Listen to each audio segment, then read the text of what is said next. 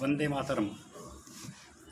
हरियाणा लोकमत YouTube channel के सभी दर्शकों, मित्रों, परिजनों का बहुत बहुत अभिनंदन, सादर नमन।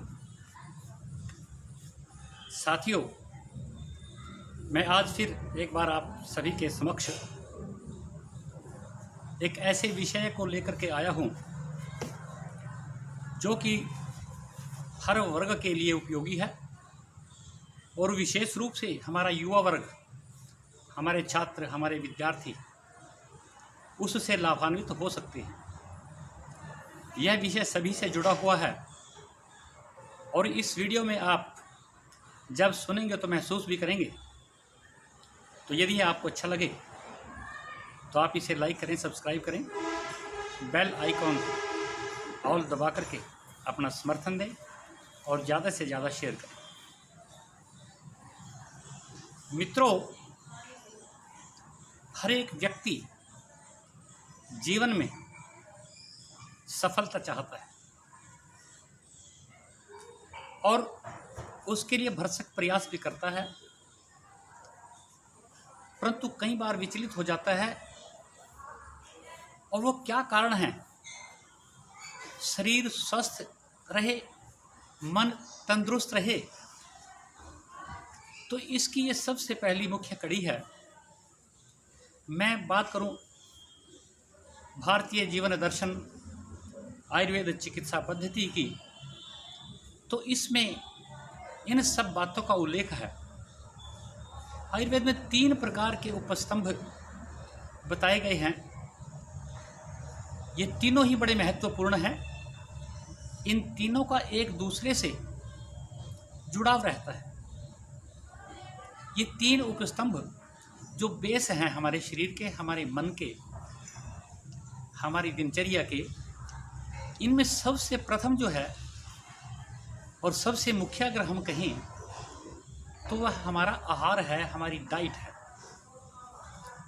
शास्त्र कहते हैं कि जैसा खाए अन्न वैसा हो मन। निसंदेह इसमें कोई दो राय नहीं है। मन पर प्रभाव पड़ता है हमारे खान पान का। इसीलिए तो हम हमेशा से कहते हैं, हमारे बुजुर्ग हमें बताते आए हैं, हमारे ऋषि मुनियों ने हमें कहा है कि हमें जहाँ तक संभव हो हमें सात्विक भोजन करना चाहिए। वो रुचिकर भी होता है, वो शरीर के लिए बड़ा उपयोगी रहता है, उसका सकारात्मक प्रभाव होता है और मन पर बड़ा असर होता है। इस सात्विक जो आहार हैं, इसमें ज़्यादातर ऋषि मुनियों ने कहा कि हमें शाकाहारी भोजन करना चाहिए, क्योंकि भगवान ने, प्रकृति ने इंसान के लिए, व्यक्ति के लिए शाकाहारी भोजन को ही प्राथमिकता दी है। वैसे तो खान पान में आप किसी को दो राय नहीं दे सकते, सबका अपना समय, परिस्थिति, स्थिति, देश काल के हिसाब से रहता है। परंतु हमारे देश में ज़्यादातर क्योंकि हर प्रकार का अन्न उपलब्ध होता है, तो यह हमारे लिए ज़्यादा उपयोगी है।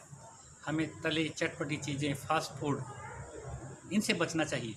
अब तक की कई प्रकार की स्टडी जो मैंने पढ़ी है, उसमें इस बात का उल्लेख आया है कि फास्ट फूड, चाउमीन, बर्गर जैसी खान पान जो हमारे बच्चों का आज शौक बन चुका है, वो शरीर के लिए काफ़ी हानिकारक है और फ़ायदा उससे इतना ज़्यादा नहीं होता। सिर्फ हम खाकर संतुष्ट हो जाते हैं, परंतु उसका प्रभाव अच्छा नहीं रहता। साथियों, जो हमारा दूसरा उपस्तंभ है वो है निद्रा, स्लीप। पहले हम देखते थे, हमारे ऋषि मुनियों ने हमें जो कहा है, early to bed and early to rise makes a man healthy, wealthy and wise.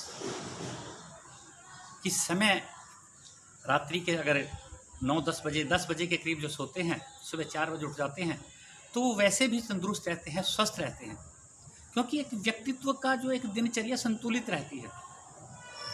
और जब हमारी यह बिगड़ जाती है तो हम जब लेट उठना शुरू करते हैं तो उस समय हमारा टोटल दिन उसमें वेस्ट हो जाता है। हम उसको मैनेज करने में ही बड़ी परेशानी महसूस करते हैं और वो एक स्ट्रेस का कारण भी कई बार बन जाता है। जहाँ तक नींद की बात है, एक बच्चे, जो छोटे बच्चे हैं, उनको 12 से 14 घंटे सोना अनिवार्य है। शास्त्र में बताया गया है इस बात का कि अगर वो इतना सोते हैं तो उनका मानसिक और बौद्धिक विकास, शारीरिक विकास होता है। और ऐसे ही अगर हम बात करें कि आम जो बच्चे, जो युवा हैं, उनको भी कम से कम 6 से 8 घंटे पूरे 24 घंटे में हमें नींद लेनी चाहिए, हमें शांतिपूर्वक सोना चाहिए। और उसका सोने का अभिप्राय नहीं है कि आप चारपाई पर लेटे हुए हैं। जब आपको ये महसूस ना हो कि किसी प्रकार से आपको कुछ सपन न रहे और आप थकान महसूस करके जैसे सोते हैं, तो वो स्थिति हमारी नींद की रहती है। तो हमें पूरा सोना चाहिए, क्योंकि शरीर का एक दूसरा स्तंभ, और ये हमारे खान पान से भी जुड़ा है। ये एक किस्म से साइकोसोमेटिक सोमेटिक डिसऑर्डर्स है जो हमारे आने वाले उसके लिए प्रभावित करता है। मन पर इसका बड़ा असर होता है कि अगर आप नींद सही लेते हैं तो आप स्वस्थ रहते हैं, खुश रहते हैं। नींद नहीं होती तो आप इससे चिड़चिड़ापन हो जाता है, आप तरह तरह की बीमारियों के, एंग्जाइटी के, डिप्रेशन के भी इससे शिकार हो जाते हैं।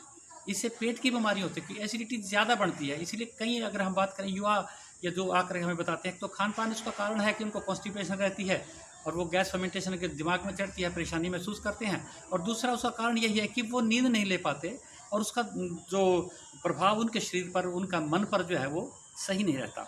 तीसरी बात अगर हम करें वो है हमारा ब्रह्मचर्य। अपनी एनर्जी को कंट्रोल करना, अपने विचारों को संतुष्ट रखना, सदाचारी बनना और मन में किसी भी प्रकार का विकार ना आए, वो हमारा ब्रह्मचर्य है। यह हमारी वास्तव में एक ऐसी इम्यूनिटी है कि जो हमारे शरीर को, क्योंकि खान पान से सब धातुएं बनती हैं और जब धातुएं बनती हैं तो उसका जो अंतिम जो हमारी धातु है वो हमारा वीर्य है, हमारा जो तेज है, हमारा ओज है। तो इसको बचा के रखना अनिवार्य है। कई बार क्या होता है कि हम ऐसे पुस्तकें पढ़ते हैं, ऐसे हम चलचित्र देखते हैं, फिल्में देखते हैं या मोबाइल पर ऐसे करते हैं जिससे हमारे मन में तरह तरह की तरंगें पैदा होती हैं और उससे हमारा हार्मोनल जो सिस्टम है वो डिस्टर्ब हो जाता है। ऐसे हार्मोन जो हमारे शरीर और मन के लिए नकारात्मक रहते हैं, जिनका बॉडी पर बैड इफ़ेक्ट्स पड़ता है, वो उत्पन्न हो जाने लगते हैं। तो क्या होता है कि ब्रह्मचारी जो पढ़ने वाले बच्चे हैं उनमें ये बड़ा इम्पोर्टेंट है। तो हमें इस बात को रखना चाहिए कि अगर हमें अपने मन को तंदुरुस्त रखना है तो हमें अपना जो साहित्य है वो भी हमें अच्छा पढ़ना होगा, प्रेरणादायक जो रहे वो होगा, और ऐसी तल चटपटी चीज़ें नहीं खाएंगे कि जिससे हमारे मन पर भी विकार उसका बढ़े और हमारा ओज भी सही बने और फिर हम अपनी शक्ति को कंट्रोल करें। तो साथ ही दूसरी बात ये है कि हम इन तीन चीज़ों का अगर हम करेंगे तो हमारा शरीर और मन तंदुरुस्त होगा और हम आगे बहुत अच्छा आगे जीवन में कुछ अपने लक्ष्य को प्राप्त कर सकते हैं। इसी प्रकार से मॉडर्न साइंस के हिसाब से अगर हम देखें, एंग्जाइटी एंड डिप्रेशन मुख्य कारण रहते हैं। असफलता, जब आदमी बार बार असफल होता है तो उसमें हम इस बात का उल्लेख देखने को मिलता है कि कई बार जो है ना, हमारी ये सफलता बार बार होना हमारे को एंग्जाइटी, एक मानसिक तनाव देती है और मानसिक तनाव फिर हमारे मानसिक दबाव में होता है और अनेक बच्चे उसमें परेशान होकर के ऐसे कदम उठा लेते हैं जिससे कि जीवन उनका वो अपना गंवा देते हैं, वो सुसाइड कर लेते हैं तरह तरह के जो है, या वो जो जीवन में असफलता ही आगे असफलता की ओर बढ़ते जाते हैं। तो साथियों, इन सब बातों कहने का उल्लेख किया है कि हमें अपने मन को कंट्रोल करना चाहिए, संतुलित खान पान का व्यवहार करना चाहिए, मन में अच्छे विचार आए ऐसा व्यवहार करना चाहिए और जिस एक सफलता के लिए हम अपनी ऊर्जा को बचाए रखें। और इम्यूनिटी वास्तव में क्या है कि आज हम तरह तरह के कई बार काढ़े पी रहे हैं, वो बहुत अच्छी चीज़ें हैं। हमें अपना खान पान से अगर कर रहे हैं तो हिपोक्रेट्स जो एक बड़े हमारे एलोपैथ के वो रहे हैं, उन्होंने कहा कि अगर हम खान पान ही हमारी दवाई बन जाए तो कोई बात ही नहीं रहती। तो जो खान पान अच्छा होगा तो शरीर मन तंदुरुस्त होगा और सकारात्मक विचार होगा, व्यक्ति ऊर्जा अपने लक्ष्य को प्राप्त कर सकेगा। इस सभी के साथ आप सभी का बहुत बहुत अभिनंदन, वंदन, नमन करता हूँ। अगली कड़ी में फिर आपको सफलता के अनेक नए सूत्र के हम करेंगे। तो आपको ये वीडियो लाइक लगे तो इसको आप लाइक कीजिए। बहुत बहुत धन्यवाद। जय भारत, जय माँ भारती।